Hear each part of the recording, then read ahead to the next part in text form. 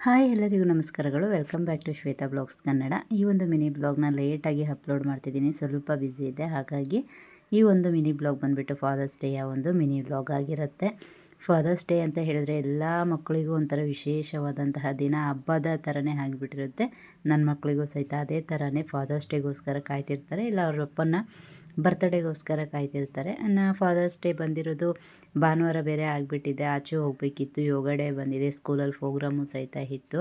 ಹಾಗಾಗಿ ಹಿಂದಿನ ದಿನವೇ ಅಪ್ಪನಿಗೆ ಏನಾದ್ರು ಗಿಫ್ಟ್ ತೊಗೊಬರೋಣ ಅಂತ ಹೇಳಿಬಿಟ್ಟು ಅವರು ಕೂಡಿಟ್ಟಿರೋ ಉಂಡಿಯಿಂದ ಪಾಪ ಅಮೌಂಟನ್ನ ತೆಗೆದು ಕೊಡ್ತಿದ್ದಾರೆ. ಈ ಥರ ಒಂದು ರೂಢಿನ ಏನಕ್ಕೆ ಮಾಡ್ಕೊಂಡಿದ್ದಾರೆ ಅಂತ ಹೇಳಿದರೆ, ಫಾದರ್ಸ್ ಡೇಗೋಸ್ಕರನೇ ಅವರು, ಇಲ್ಲಾಂದರೆ ಏನಾದ್ರು ಅವರಿಗೆ ಬೇಕಾದಾಗ ತೊಗೊಳಕ್ಕೋಸ್ಕರ ಈ ಥರ ಉಂಡಿ ಇಟ್ಟು ನಮ್ಮ ತಂದೆ ತಾಯಿ ಆಗಿರ್ಬೋದು, ಇಲ್ಲ ನಮ್ಮ ಅಕ್ಕ ಆಗಿರ್ಬೋದು, ಇಲ್ಲ ನಾವೇ ಆಗಿರ್ಬೋದು, ಕೊಟ್ಟಂಥ ದುಡ್ಡನ್ನೆಲ್ಲ ಅವರು ಈ ಥರ ಸೇವಿಂಗ್ಸ್ನ ಮಾಡಿ ಇಟ್ಕೊಂಡಿರ್ತಾರೆ. ನನಗಂತೂ ತುಂಬಾ ಖುಷಿ. ಯಾಕೆ ಅಂತ ಹೇಳಿದ್ರೆ, ಚಿಕ್ಕ ಮಕ್ಕಳಲ್ಲೇ ಕೆಲವೊಬ್ಬರಿಗೆ ಎಲ್ಲ ಮನೆಯಲ್ಲೂ ಮಕ್ಕಳಿಗೆ ಈ ಥರ ಒಂದು ಅಭ್ಯಾಸಗಳು ಇರ್ತವೆ. ನಾವು ಕೂಡ ಸಣ್ಣ ವಯಸ್ಸಲ್ಲಿ ಮಾಡ್ತಿದ್ವಿ.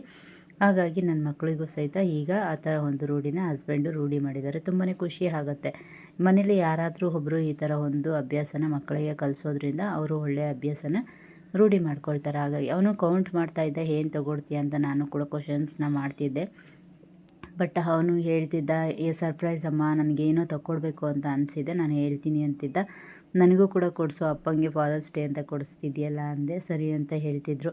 ನಾನು ಆಮೇಲೆ ಕೇಳಿದೆ, ಪಾಪ ಇಬ್ಬರದು ಹುಂಡಿ ದುಡ್ಡು ಅದು ಒಂದೇ ಇಲ್ಲ, ಖುಷಿ ಒಬ್ಬಂದೇ, ನಾನು ಇನ್ನೂ ಒಂದು ಸ್ವಲ್ಪ ದಿನ ಆದಮೇಲೆ ಓಪನ್ ಮಾಡ್ತೀನಿ ಅಂತ ಗೋಕುಲ್ ಹೇಳ್ತಿದ್ದ. ಆಯಿತು, ಇವಾಗ ಖುಷಿ ಹುಂಡಿ ದುಡ್ಡಲ್ಲೇ ತಗೊಡ್ತೀವಿ ಅಮ್ಮ ಅಂತ ಹೇಳಿ ಇಬ್ಬರು ಖುಷಿಯಿಂದ ಕೌಂಟ್ನ ಮಾಡ್ತಿದ್ದಾರೆ. ಖುಷಿಗೆ ಸ್ವಲ್ಪ ಅಮೌಂಟ್ ಎಲ್ಲ ಕೌಂಟ್ ಮಾಡೋಕ್ಕೆ ಬರಲ್ಲ. ಗೋಕುಲ್ ಸ್ವಲ್ಪ 5ನೇ ಕ್ಲಾಸ್ ಆಗಿರೋದ್ರಿಂದ ಕೌಂಟ್ ಮಾಡ್ತಾನೆ. ಇಬ್ಬರು ಕೌಂಟ್ ಮಾಡಿದ್ದಾದಮೇಲೆ ಹೊರಡೋಣ ಅಂತ ಕೇಳಿದೆ. ಅವರು ಕೂಡ ಖುಷಿಯಿಂದ ಹೋಗೋಣ ಅಂತಲೂ ಸಹಿತ ಹೇಳಿದರು.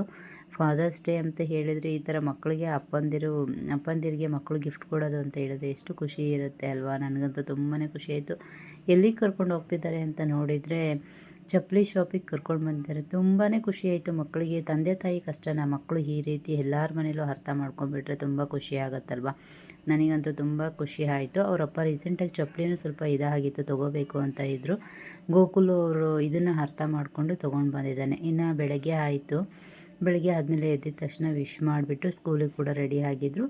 ಆಮೇಲೆ ಚಪ್ಪಲಿನ ತೋರಿಸಿ ಅಪ್ಪನಿಗೆ ತುಂಬಾ ಖುಷಿ ಆಯಿತು ಅವ್ರ ತಂದೆಗಂತೂ. ಅದಾಗಿದ್ದಾದಮೇಲೆ ಅವರು ಚಪ್ಪಲಿ ಎಲ್ಲ ನೋಡಿದ ಮೇಲೆ ಮಕ್ಕಳಿಗೂ ಕೂಡ ಒಳ್ಳೆಯದಾಗಲಿ ಅಂತ ಹೇಳಿಬಿಟ್ಟು ಆಶೀರ್ವಾದನ ಮಾಡಿದರು.